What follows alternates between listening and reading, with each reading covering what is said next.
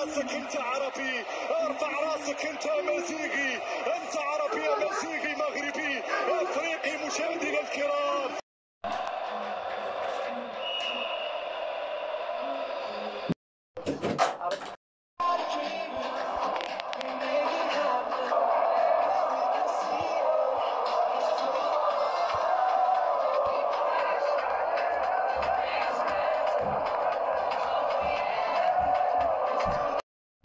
يجمع كل الأطياف، كل الأطياف. بالتالي دائما كما قلت مثل هذه الإنجازات هي تحسب كذلك لكل الناس اللي اشتغلوا، المسؤولين.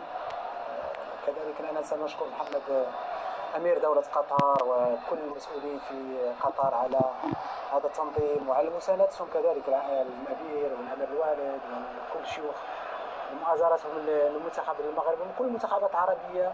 كانوا دائما موجودين، هم الأول الذين يشجعون ويساندون كل هذه المنتخبات العربية التي كانت موجودة.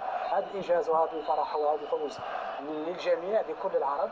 يبارك للمغاربة كلهم، يبارك كذلك للملك الذي دائما وراء هذا اللاعبين. دائما هناك بالمناسبة أمير دولة قطر كان في ملعب المباراة، كان يشجع المنتخب المغربي كما حدث مع كل المنتخبات العربية، حضر تقريبا كل المباريات المنتخبات العربية. لا، كل مباريات وتحس أنه عايش بقلبه وبالجوارح مع كل المباريات.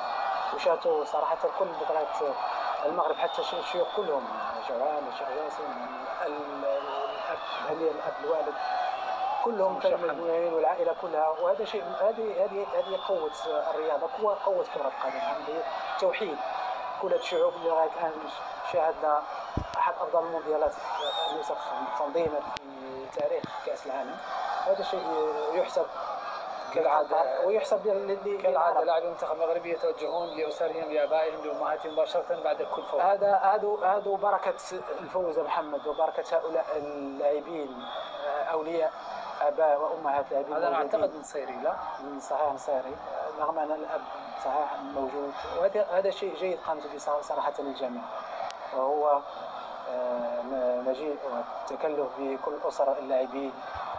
الحمد لله أنهم أسعدوا هذا الشعب وأسعدوا هذه الجماهير. تخيل معي لو كانت نتيجة غير ذلك. أظن الحمد لله الكرة أنصفتنا اليوم ومستحقينها منذ بداية البطولة. محمد، تحس أن الفريق منضبط، فريق يلعب بتكتيك عالي، فريق عنده روح، عنده قتالية، سواء لله يلعب ولا ما يلعب. هذه هي قوة المنتخب. نتمنى إن شاء الله المواصلة الآن الاستمتاع والفرحة. نعم. والاحتفال. إلى باسل طبال فردية، ما نعيش احتفالات مغاربة بهذا الإنجاز. باسل تفضل.